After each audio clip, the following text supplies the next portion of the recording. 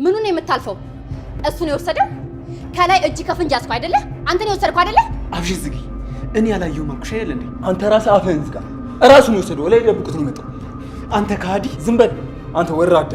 ቆይ እንዴት አይነት ድፍረት ቢኖርህ ነው መውሰድ ሳይንስ ጭራሽ የምትከራከረው? እሺ እኛ ተሟጋችን ናት። እሺ አሁን ስለዚህ ሌባ ልጅሽ የምትናገሪው ነገር አለ? ቆይ እንዴት ነው እንደዚህ ወገብሽ ይዘሽ ስለሱ ልትከራከሪ የሞከርሽው? ቆይ ግን አንቺ ምን አይነት እናት ነሽ? ተይኝ በቃ ሲሆን አይበቃኝም ገኒ። ቆይ እስከ መቼ ነው ስለሱ ዝም የምትይለት? እስከ መቼ ነው ጥፋትን በጥፋት ላይ እየደራረብሽ አንቺ ዝም የምትይለት? ተይኝ አልኩሽ። ታለ ዳጊ ባልሰራልህ እኔ ጽዮን አይደለሁም። እሺ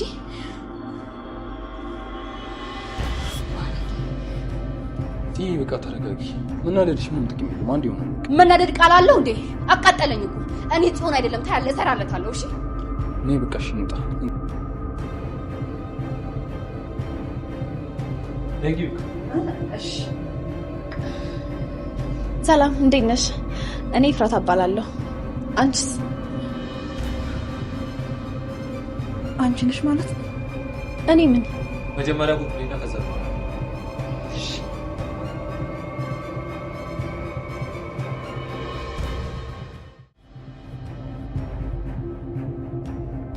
እሺ ንገሪኝ። ምንድነው ልትነግሪኝ ነው የፈለግሽው? ከሉሊት ጋር ያለሽ ግንኙነት ምንድነው? ለምንድን ነው ያገተችሽ? ይሄንን መናገር ቀላል ነገር አይደለም፣ ግን ደግሞ አማራጭ የለኝም። ስለዚህ እነግራችኋለሁ። እሺ ተናገሪ። እየጠበቅንሽ ነው። ደግሞ ዛሬ ማን ፈልገን ይመጣል? ማን ልትወስድ? ሉሊት ፈልጊ ነው። ባለፈው ከኔ ጋር አልነበረችም ብለህ አልነበር እንዴ? አሁን ግን ሁሉ ነገር ገብቶኛል። ለካ አንተ ነበር ያስከዝ። ስለዚህ እዚህ መጥተዋል ማለት ነው። የት ናቸው? ንገሪ። አይ ማንም አልመጣም። እኔ ምንም አላውቅም። ደግሞ በሰው ቤት ተገብቶ አምጣ ይባላል ነው። አሁን እኮ ተናገርሽ። ሲያወሩ ሰምቻለሁ አልሽ። ስለዚህ ትዕግስቴን አታስጨርሽ። አሁን ካሉበት ጥሪ። አላውቅም አላየሁም።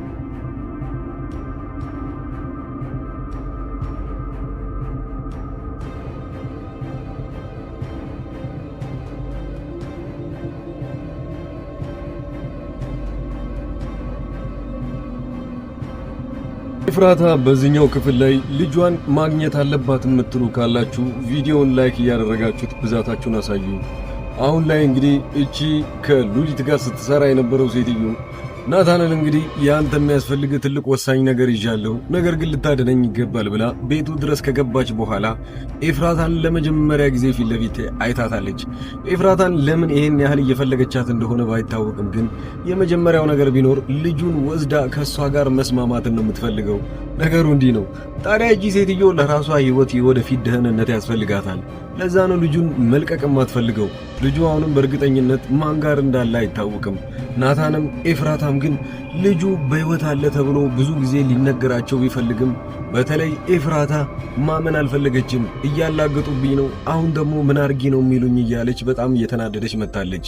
ልጁ በህይወት እንዳለ ማመን አልፈለገችም። ለምን ማመን ብትፈልግም ግን ከዚህ በላይ ይጎዳለሁ ብላ ስለምታስብ ነው ልጁን ማመን ያልፈለገችው። አሁን ግን በአካል ልጅቷን አግኝታታለች። ምን ያህል ብትነግራት ልታመን እንደምትችል እንግዲህ ሁላችሁም ልታውቁት ይገባል። እዛ እስከተቀመጠች ድረስና ልጃችሁ በህይወት አለ ልንወጣ ወይንም ደግሞ የምትፈልጉት ከሆነ እኔ ብቻ ነኝ ላድነው ብላ የራሷን መስፈርቶች ልትናገር ነው የምትፈልገው። እቺም ሴትዮ ያለ ነገር አይደለም እነሱ ጋር ሄደችው፣ መጀመሪያውኑ ከነሱ ጥቅም ስለምትፈልግ እንጂ። ሉሊት ደግሞ በራሷ በኩል ልጁን እስካሁን ድረስ የደበቀችበት ደብቀዋለች፣ ማግኘትም አልተቻለም። ቃል የሚባለውም ልጅ እንግዲህ እነሱ ሁለቱን አግቷቸው ልጁ የት እንዳለ እስካልተናገሩ ድረስ ከዛ ቦታ ላይ አለቃቸውም ቢልም ግን በአጋጣሚ እነሱ ሉሊትም ሆነች እቺኛዋ ሴትዮ ማለት መጥፏ ፊት ለፊት አደርግላቸዋለሁ ፎቶዋን፣ እሷም አብራ ነገሩን እያተረማመሰች ትገኛለች። ሌላኛው እንግዲህ ሁላችሁም ያዘናችሁበት ነገር ቢኖር የዳግም ጉዳይ ነው። ዳግም እንደዛ ለድጋሚ ሲሰርቅ በመያዙና በዛ ላይ ደግሞ ያው አቤልም ቢሆን የነገሩን ተረድቶለት ሊደብቅለት ፈልጎ ነበረ። ያኔ ግን ወደ ታች ወርዶ ዳግም እንደዛ ፂን ሲናገራት ካየ በኋላ ለአንተ ልደብቅልህ ባሰብኩልኝ ጭራሽ እንደዚህ ትናገራታለህ ወይ? አሁንም የወሰደው እሱ ነው ብሎ ሲናገር ገነት ወዲያውኑ ነበር አንገቷን የደፋችው። ገነት አንገቷን ደፍታ ልጄ ድጋሚ አሳፈረኝ፣ ምንድነው ምክንያቱ ብላ እንኳን ማሰብ አልቻለችም። ከዛ በፊት ግን ምን እንዳለች ስሟት። ከዚህ ጋር እየተከራከሩ እያለ አንዴ ስለሰረቀ ወይንም አንዴ ጥፋት ስላጠፋ ብቻ ድጋሚ ልጄንማ በዚህ መልኩ መውቀስ የለብሽም እያለች ገነት ስትከራከር ነበረ። በአሁኑ ግን እንደዚህ አይነት ነገር አያደርግም። አሁን የጣልሽበትን ራስሽ ብትፈልጊ ይሻልሻል ብላ ገነት ከፂ ጋር በጣም ክርክር ውስጥ ገብተው ነበረ። በመሃል ግን ይሄ ነገር ከተፈጠረ በኋላ ድጋሚ ገነት አንገቷን ደፍታ ነበረ። ታዲያ ፂ አንድ ነገር ትላታለች። አሁንስ አመንሽኝ ወይ?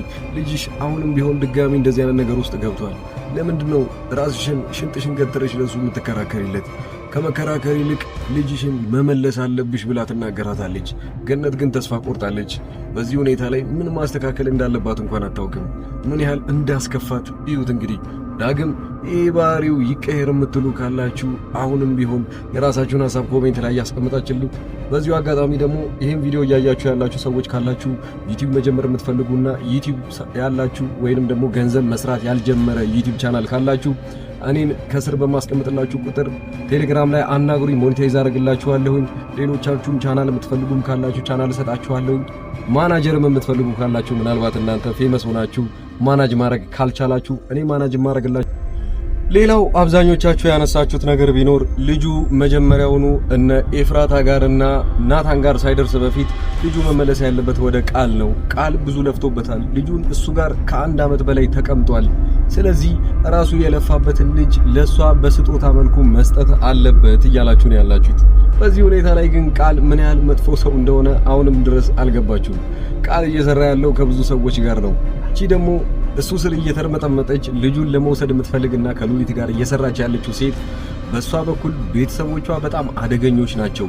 ልጁን የሚፈልጉትና ከዚህ በፊት ልጁን እንዲቃጠል ያደረገችው የሷ ዘመድ ሆና ተገኝታለች። ይህን ነገር ግን ቃል አላወቀም። እንደውም ድንገት አምልጧት የቤተሰቦቿን አንዱን ስም ጠርታ ነበረ። በሰዓቱ ግን እነሱ ሙሉ ለሙሉ ስለሚያውቃቸውና እቺ ከላያቸው ላይ ያለችው ሴት ትዝታ የምትባል ሴትዮ ሙሉ ነገሩን እንዳቀናኘችና የኤፍራታ ልጅ ለመግደል የሞከረችው እሱ እንደሆነች፣ ነገር ግን እቺ ሴትዮ አሁን ልጁን ለማገት እየሞከረች ያለችውና ከኤፍራታ ጋር ለመስማማት እየሞከረች ያለችው ሴት ጋር ተመሳሳይ የሆነ ነገር አላቸው። ማለትም ዘመድ ናቸው ማለት ነው። ስለዚህ ምናልባት እኮ ልጁ እሷ ጋር የሚገባ ከሆነ ተመልሳ ለራሷ ቤተሰብ ወይንም ከዚህ በፊት ልትገለው የሞከረችው ሴትዮ ጋር ልትወስደው ትችላለች። ልጁ ምን ያህል አስፈሪ እንደሆነ አስቡት። ሌላኛው የምናነሳው ነገር ቢኖር የአቤልንና የፂን ጉዳይ ነው። አቤል ከወደዳት እንግዲህ ብዙ ጊዜ ሆኖታል። ደፍሮ ታዲያ ወክ እንብላ ካላት በኋላ በዛሬው ክፍል ላይ እሷን ትክክለኛ ቀጥተኛ የሆነ የፍቅር ጥያቄ ይጠይቃታል። እሷ ግን ትደነግጣለች፣ መቀበልም አልፈለገችም። ይህን ነገር መጀመሪያውኑ አቤል ሊጠይቃት የፈለገበት የሆነ ምክንያት አለ። ፂ አንዳንድ ነገሮች ወይንም የተለየ ባህሪዎችን እያሳየች ነው ብሎ ስላሰበና ከዛ ላይ ጓደኛ ይዛለች ብሎ እሱን ደግሞ እሷ ችግር እንደሌለውና ምንም ነገር እንዳልተፈጠረ አድርጋ ለሱ ስታወራለት ይናደዳል። ስሜቱን ግን በውስጡ ይዞ እሱ ወዲያውኑ ያሰበው የፍቅር ጥያቄ ለሷ ማቅረብ ነበረ።